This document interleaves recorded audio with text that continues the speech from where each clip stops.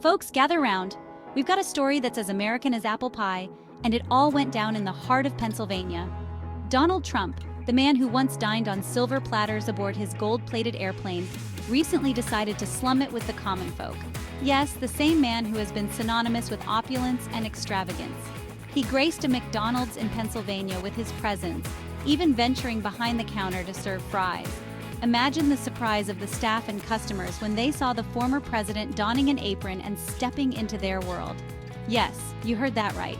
The former leader of the free world, dishing out fried potatoes like a teenager working their first job. It was a sight that no one expected, and it quickly became the talk of the town. Now, some might say this was a desperate attempt to win back blue-collar voters. After all, Pennsylvania is a key battleground state, and every vote counts. Others might call it a publicity stunt, a carefully orchestrated photo op designed to make him seem relatable.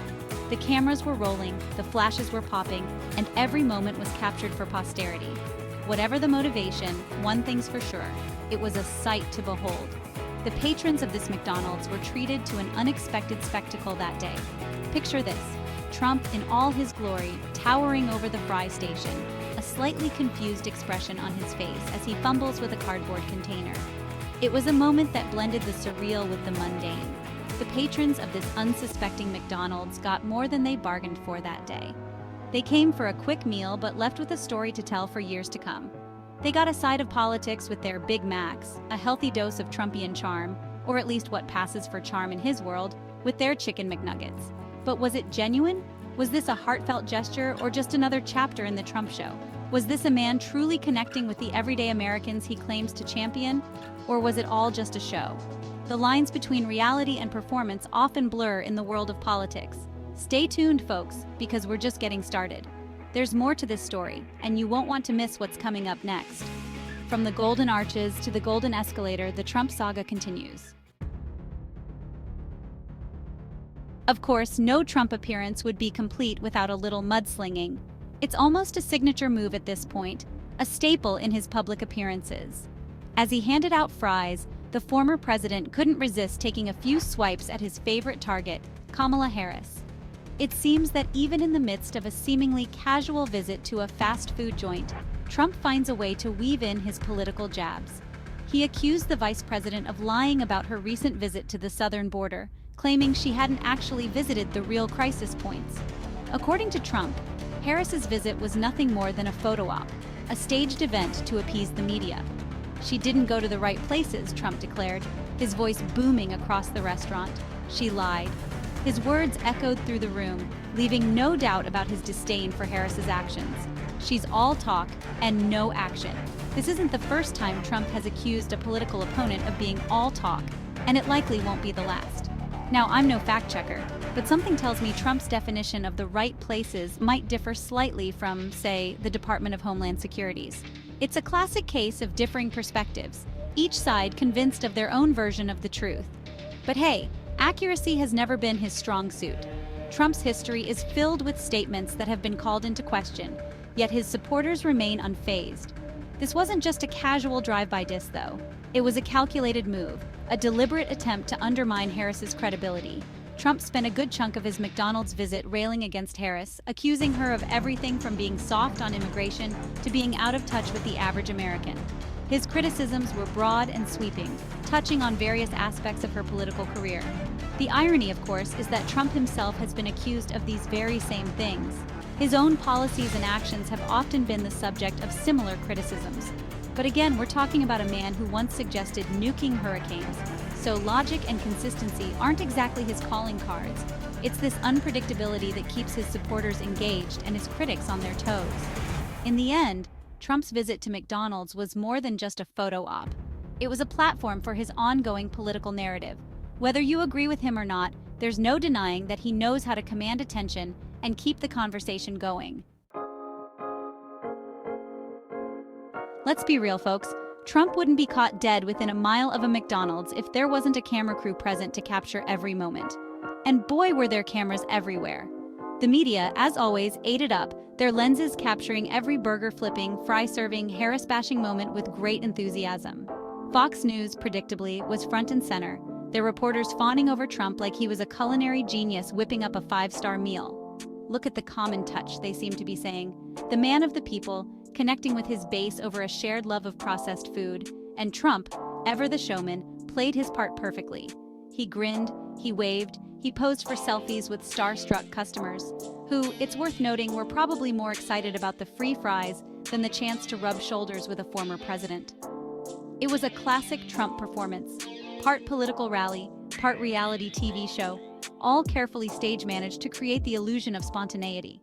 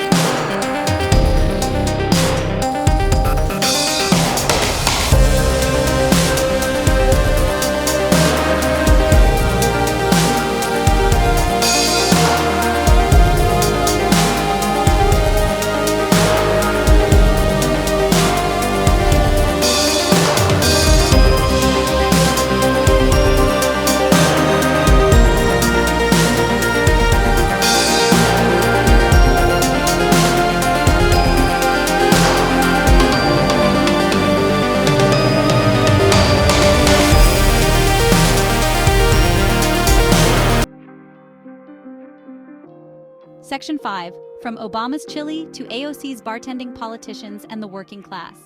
Now, Trump's not the first politician to use this tactic, and he certainly won't be the last. Remember Barack Obama shooting hoops in Indiana? Or Alexandria Ocasio-Cortez bartending in a Queens bar? These are all carefully crafted moments designed to show voters that these powerful figures are just like us. They eat, they drink, they wear hairnets while serving fries. Well, at least Trump does. Mitt Romney, bless his heart, tried this too. He famously talked about his wife Ann driving a couple of Cadillacs while trying to connect with working-class voters. It didn't go so well. Turns out, boasting about your multiple luxury vehicles isn't the best way to win over folks struggling to put food on the table. The point is, politicians have always tried to find ways to bridge the gap between themselves and the people they represent. Sometimes it comes across as genuine, sometimes it feels painfully staged. But one thing's for sure, the quest for authenticity, however elusive it may be, is a fundamental part of the political game. Section 6. Golden Arches and Political Goldmines. Why McDonald's is a campaign trail staple. But back to McDonald's. Why is it such a popular campaign stop? Well, besides the obvious photo op potential, imagine the captions Candidate X, lovin' that McValue. McDonald's represents something deeply ingrained in the American psyche. It's a symbol of familiarity, consistency, the comfort of knowing you can get a Big Mac that tastes exactly the same whether you're in New York City or Nowheresville, USA. It also represents something else, the American dream, or at least a certain version of it. The idea that anyone, regardless of background, can work their way up from flipping burgers to owning a franchise. Okay, maybe that's a bit of a stretch, but you get the idea. Politicians, especially those trying to appeal to working-class voters, understand this. They know that being seen at a McDonald's sends a subtle message. I'm just like you. I eat the same food, I understand your struggles, and I'm here to fight for you. Whether or not that message resonates with voters is another story entirely. Section 7. minimum wage meals, and maximum impact, fast food, politics, and the economy. But let's not forget, McDonald's is more than just a fast food joint. It's also a major player in the American economy and a lightning rod for debates about minimum wage, labor rights, and income inequality. When a politician like Trump shows up at a McDonald's, it inevitably sparks conversations about these issues. After all, this is a company that's been criticized for paying its workers poverty wages, for fighting against efforts to raise the minimum wage, for prioritizing profits over people.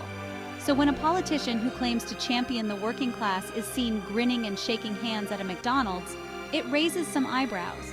It's a reminder that the personal is always political, that even seemingly mundane acts like ordering a Big Mac can be imbued with deeper meaning. And it's a reminder that the fight for economic justice, for a fair wage, for a system that works for everyone, is far from over.